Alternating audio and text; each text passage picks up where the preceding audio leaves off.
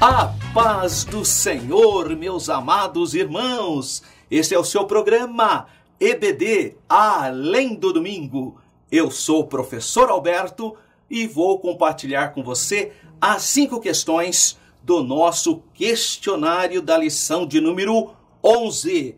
As consequências do pecado de Davi. Todo pecado vai trazer consequências.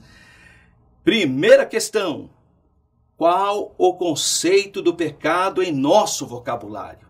Como que a gente convencionou a conceituar o pecado? Como culpa, como transgressão, vício, maldade, crueldade, erro. São todas essas palavras, né? São palavras que podem ser entendidas como sinônimas de pecado. Pelo menos o nosso vocabulário aponta para esses termos sinônimos a pecado. Questão de número 2. Cite pelo menos 3 conceitos do pecado no Antigo Testamento. Como que o Antigo Testamento percebe ou conceitua o pecado? Bom, já que ele pede pelo menos 3 conceitos. O primeiro, pecado no sentido de errar o alvo, prática de imoralidade e idolatria. Então, primeiro, o pecado seria errar o alvo. Errou o alvo, pecou, saiu fora da direção correta. E aí entra, então, a prática da imoralidade, né?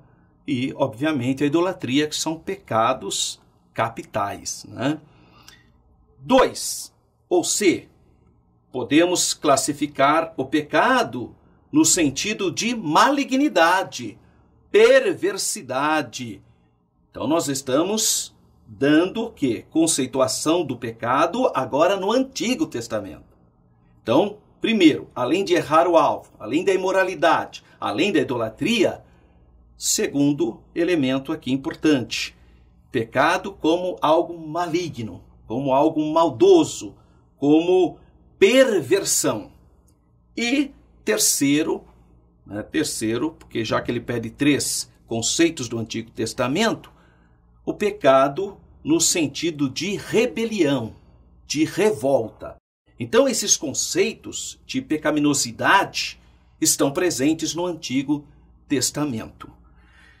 Questão de número 3. Agora, a pergunta é: cite pelo menos 3 conceitos do pecado, mas agora no Novo Testamento. Então, veja, a primeira pergunta foi para conceituar pecado de um modo geral. A segunda questão, conceitos de pecado no Antigo Testamento. Agora, conceitos de pecado no Novo Testamento. Ele solicita também pelo menos 3 conceitos. Primeiro, então, no Novo Testamento aparece o pecado como mal moral, tá?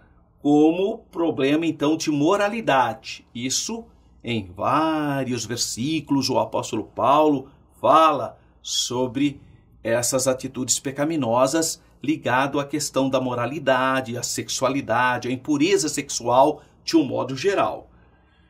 2, o pecado como impiedade, ou seja, sem fé, transgressão da doutrina, corrupção da doutrina, heresia e apostasia. Então, o Novo Testamento fala sobre o pecado daqueles que abandonaram a fé, daqueles que falsos mestres que apresentam ensinos errôneos, tá?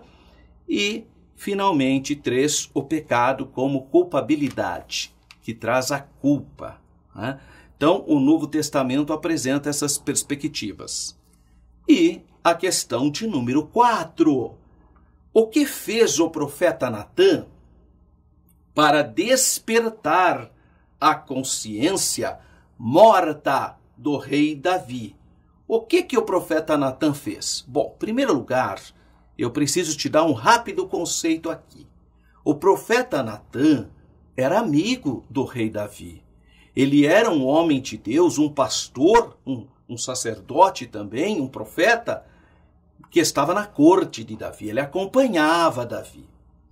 Portanto, ele tinha um compromisso moral muito importante de orientar o rei a permanecer no caminho do Senhor. Então isso já era uma função do profeta. Mas o que ele fez? Ele apresentou uma alegoria.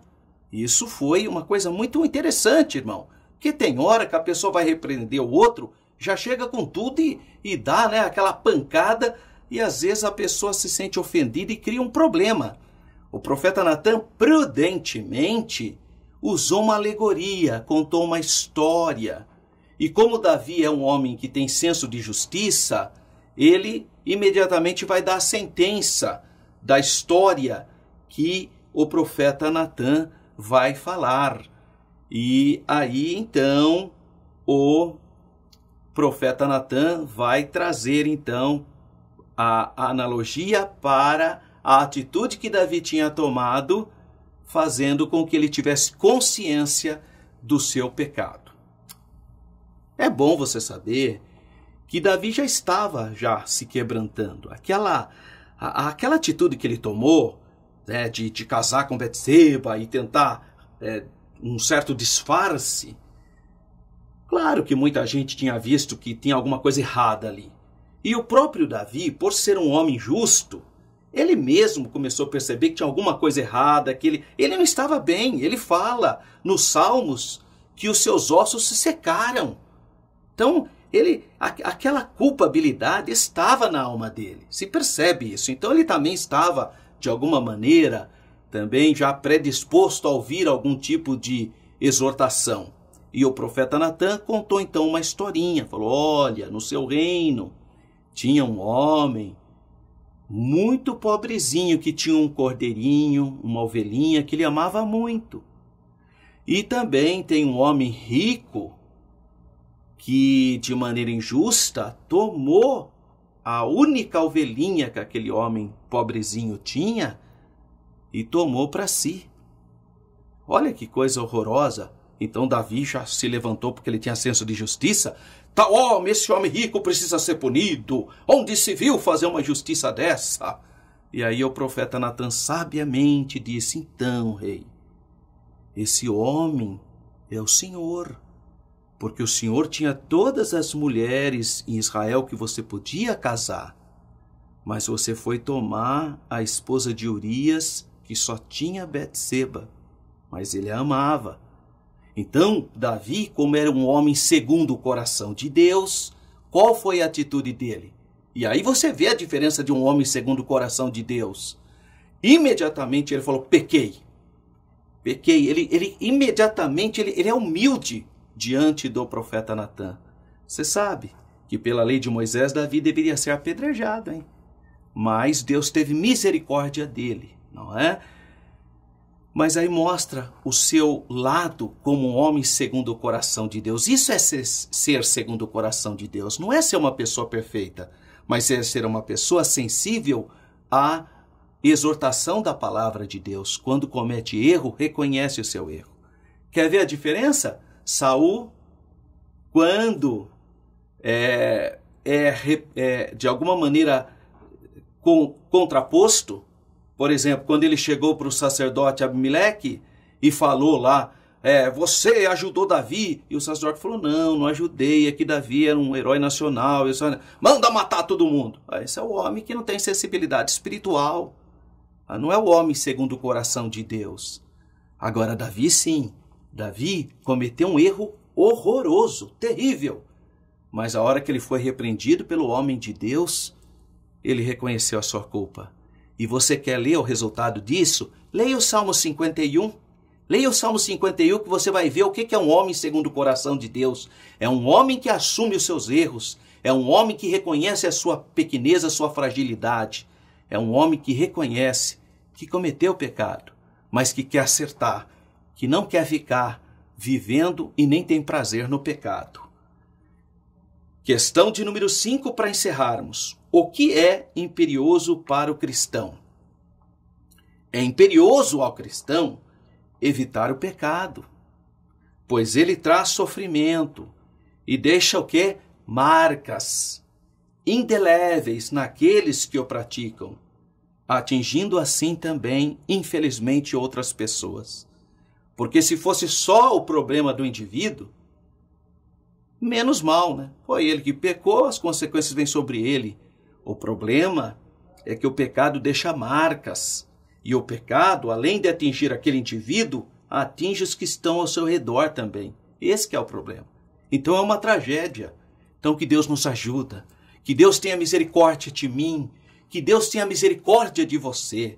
Que nós possamos fugir dos prazeres desse mundo, das tentações desse mundo, resistir o diabo e pedirmos a misericórdia de Deus e vivermos no centro da vontade de Deus, cobertos pelo santo sangue de Jesus.